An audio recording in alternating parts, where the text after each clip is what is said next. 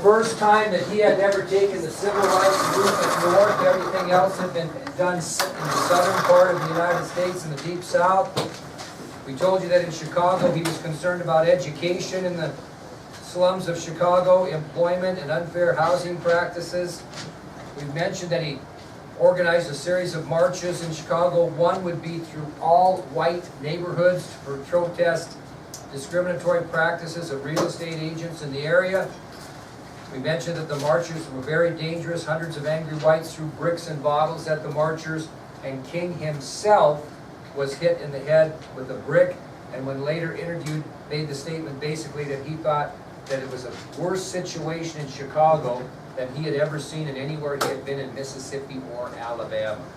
And we mentioned, I think the last thing, it was at this point after his Civil Rights March in Chicago that Martin Luther King Jr. really began to realize that the Civil Rights Movement may result in his death. Okay, we're still in Chicago, and after all this awful violence occurred there, negotiations began between Dr. King and the city leadership of Chicago, and the two reached an agreement. What do you think the city wanted him to do? What were they getting out of this deal? What did they want Martin Luther King to do? Leave, quit marching and leave, basically. And in exchange for him ending his march in Chicago, the city leadership promised to improve the housing, the education, and employment opportunities in Chicago. Despite the effort of Martin Luther King Jr. in Chicago and throughout the Civil Rights Movement, many of the younger generation of Negroes believed that change was never going to occur. They just had in their mind that, he's trying hard, but this is never going to happen. And they were looking for a new philosophy of civil rights, which we kind of mentioned.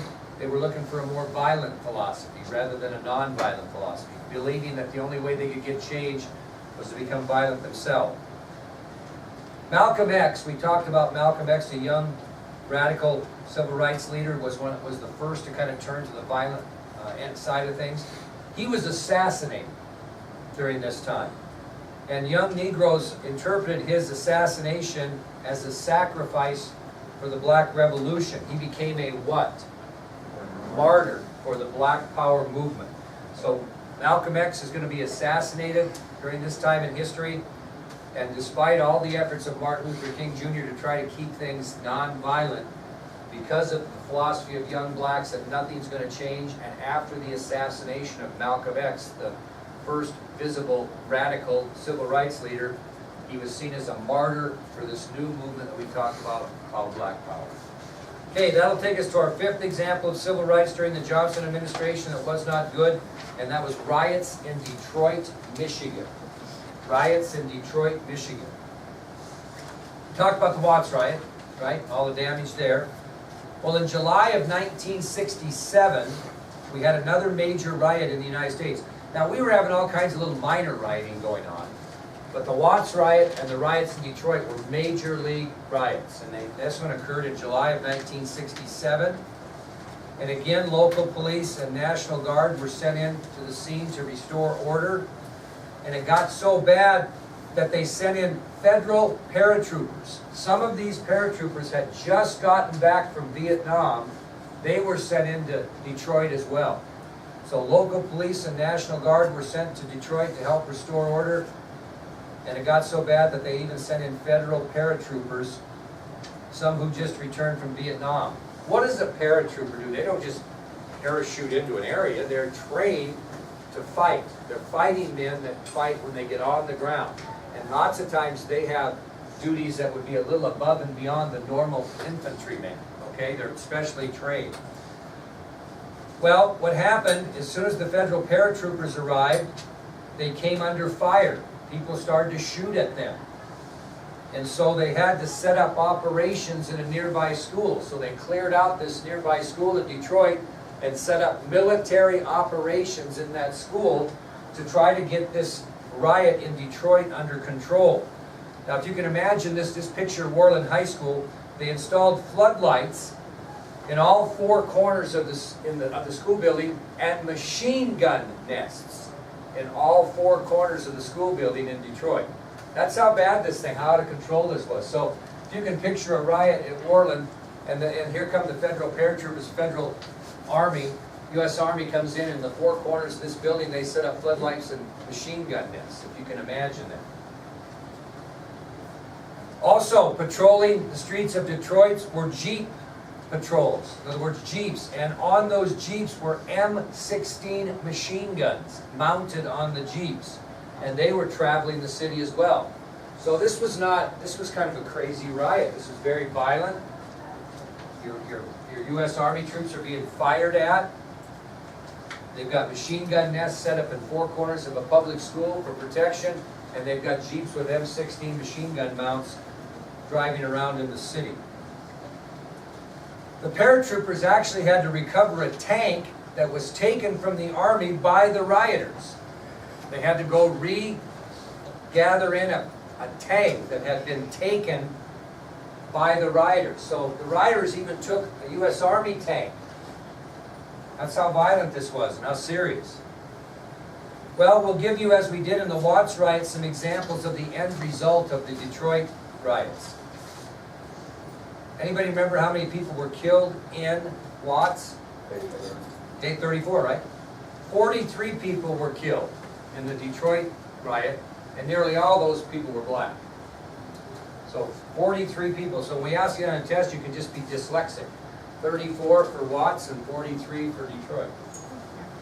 25% of the entire city of Detroit was burned. 25% of the city was burned. 25% of the city was burned.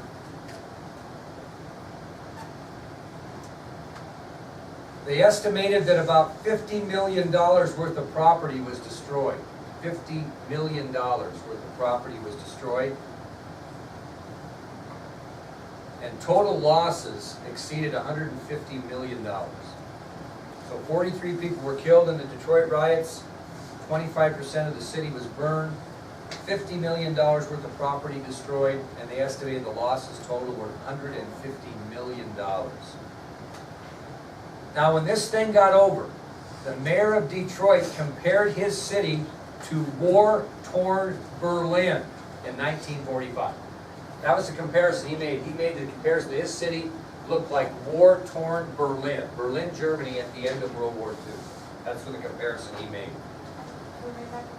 The mayor of Detroit compared his devastated city after the Detroit riots to that of war-torn Berlin in 1945. Soviet newspapers were covering this action very interestingly in the United States. They printed a picture of U.S. Army tanks in the streets of Detroit on the front pages of their newspapers. So Soviet newspapers gleefully printed pictures of U.S. Army tanks in the streets of Detroit back in the Soviet Union.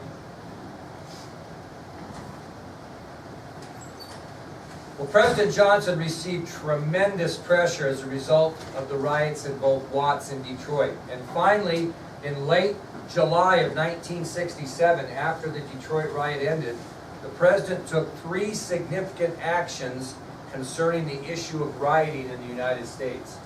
So because of the tremendous heat that the president was taking after the Watts riot and the riots in Detroit, he took 3 significant actions concerning the issue of rioting in the United States. First thing he did is he named a special commission. Another name, remember, for a commission is a committee. He put together a special commission or committee to investigate all the rioting that we were having across this country and trying to find out what in the world is going on here. So he put together a special committee to investigate all of the rioting that was sweeping across the United States. As I mentioned, there were other riots other than Detroit and Watts, but not to that significance. He wanted to find out what was the cause of these. Somebody figure out what the deal is. Well, another thing he did is most of these National Guard units were trained militarily. But what weren't they really prepared for? Fighting a riot. So what he did is he ordered Secretary of Defense Robert McNamara to issue new training standards concerning riot control for all National Guard units to make sure they were properly prepared if there was any further violence. If you got rioters taking tanks away from you, that's not good. And so he figured, and he was right, that these National Guard units really weren't prepared or trained on what to do in a riot situation. Can you just shoot everybody in a riot? In a war, you can just shoot everybody. How good a PR is that if you shoot everybody in a riot?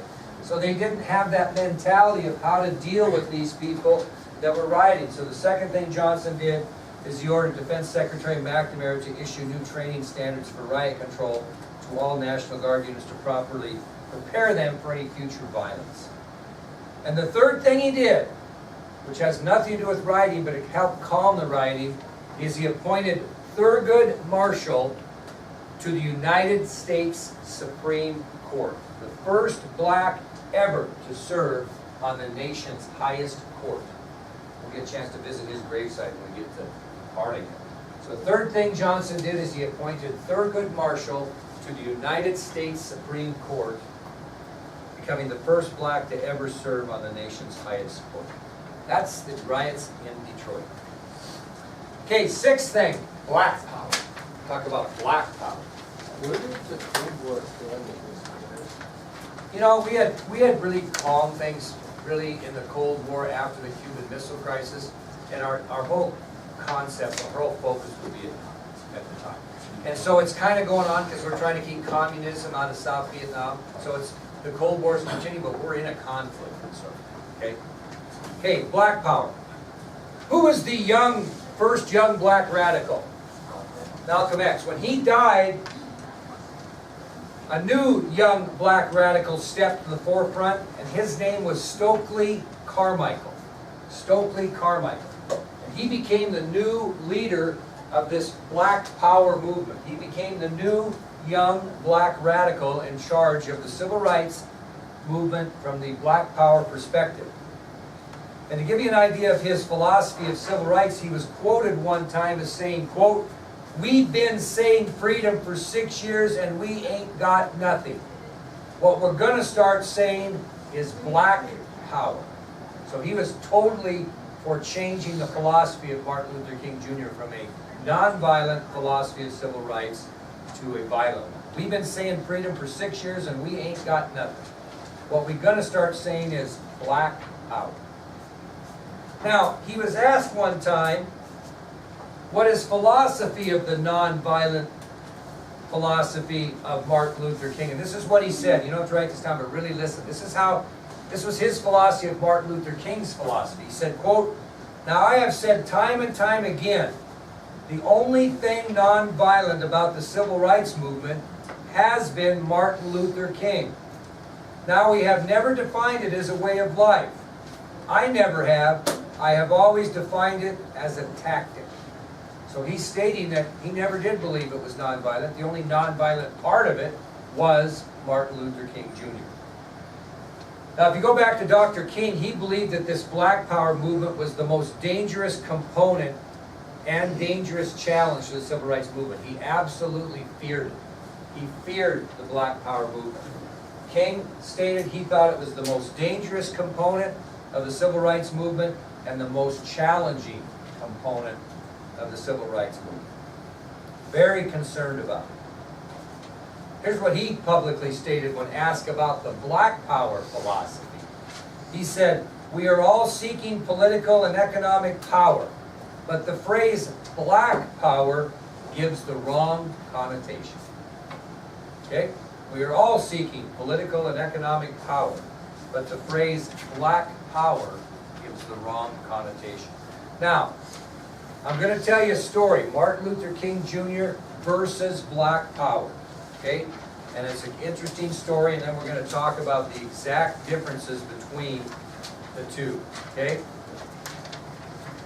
In 1967, one single event pushed the black society into a new philosophy of civil rights known as black power. In other words, this event is what convinced a lot of black citizens this is the way we need to go. And it happened on June 6th of 1967. So in 1967, one single event pushed the black society to take into that new philosophy of black power. And this incident occurred on June 6, 1967. You remember our friend James Meredith, who was trying to get into the University of Mississippi? Black Air Force veteran, was denied. They had to send in units of the National Guard. He had to be escorted to classes. Well, on June 6th of 1967, he was coming back to Mississippi after spending time in Africa and Columbia Law School. Okay, he was coming back to Mississippi after spending time in Africa and Columbia Law School. And he decided to make his own little march, his own self, and he was going to walk from Memphis, Tennessee to Jackson, Mississippi, on foot. His own little civil rights march. And the reason he was going to march is he wanted to promote black registration in Mississippi. So on June 6, 1967, James Meredith, who was back in Mississippi after spending time in Africa and at Columbia Law School, decides he's going to make a journey from Memphis, Tennessee to Jackson, Mississippi himself on foot to promote black voter registration in the state. He's doing his own Martin Luther King thing in support of that. Non-violent, going to make his own little point in support of Martin Luther King. Now it was 200, what's that? Memphis to Jackson, Mississippi was 220 miles from Memphis, Tennessee to Jackson, Mississippi. He was going to walk that 220 miles on foot by himself. What do you think happened as he was walking that 220 miles on foot by himself? A couple things could happen, positive or negative. What's a positive thing that could have happened? People joined him, and as he walked this 220-mile journey, people joined him. On the other hand, cars of angry whites dogged him along Highway 51, wildly swerving in the direction of him as he walked. So there were positives and negatives. He had people joining, but he had people upset. And you can imagine walking down Highway 51 in a car, looking, coming over here and all of a sudden swerving like they're going to hit you, etc. He fought some of that too. Well, suddenly, as he's walking along Highway 51, a voice comes from the bushes in the borrow pit. And the voice says, James, James, I only want James Meredith. So as he's walking down Highway 51, he hears from the bushes in the borrow ditch off the highway, James, James, I only want James Meredith. As Meredith reacts and turns towards this voice, gunshots shatter along the road. And more than 60 shotgun pellets penetrate Meredith's head, neck, back, and legs. That he gave me like prize pictures. There's a picture of that, isn't there? That's the first thing I opened up to was all the pictures of him. Really? Well, there you go. And we'll talk about that in a minute. So as Meredith turns towards the voice, gunshots scatter along the road, and more than 60 shotgun pellets penetrate Meredith's head, neck, back, and legs. Aubrey James Norvell was apprehended and charged with his deadly assault on Meredith. Aubrey James Norvell, was apprehended and charged in this deadly assault on James Meredith. Aubrey James Norvell. He was later tried and convicted, and he spent 18 months in jail for his assault on Meredith. So he was later tried and convicted, and eventually spent 18 months in jail for his assault on Meredith. Well, could Stokely Carmichael complete the march? No, so who filled in for him? Really ironic, who stepped in and filled in for him? Martin Luther King Jr. and clear on the other side of things. Stokely Carmichael. Very good. So Dr. King, yeah, James Meredith wasn't able to do it. So Dr. King and Stokely Carmichael, along with other black leaders, continued this march for Meredith. And by the time they reached Jackson, Mississippi, they had 18,000 people with them.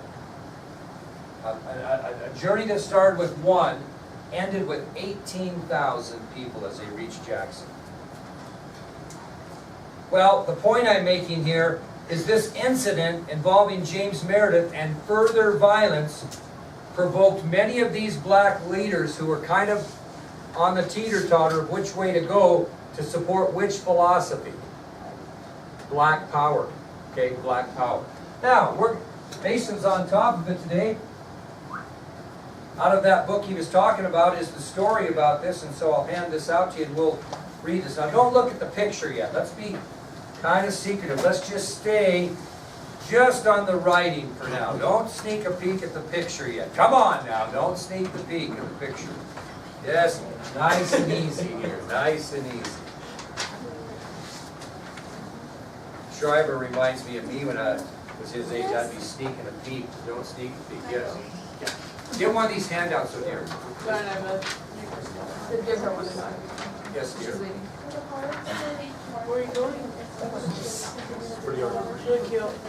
I think it probably was difference of philosophy, but they did it. It was kind of, yes. Okay, anybody got an extra? Anybody got an extra? Nobody's got an extra? Well, I'm going to borrow yours, Soraya, because I got to read this. So we can get the same thing. Okay, here we go. Don't turn it over. Here we go.